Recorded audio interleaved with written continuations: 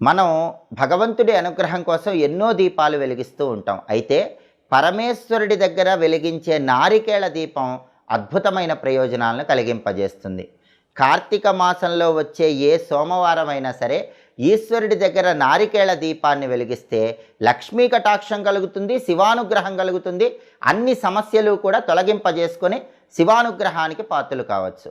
కార్తీక మాసంలో వచ్చే సోమవారం వీలు కాని పక్షంలో ఏ నెలలోనైనా సరే సోమవారం పూట సాయంకాలం ప్రదోష సమయంలో ఈశ్వరుడి దగ్గర నారికేళ దీపాన్ని వెలిగిస్తే ఆ గృహంలో శివుడు ఆనంద తాండవం చేసి అష్టైశ్వర్యాలు భోగభాగ్యాలను కలిగింపజేస్తాడు.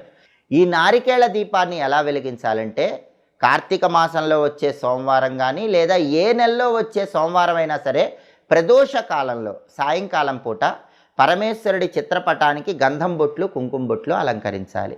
లేదా శివలింగ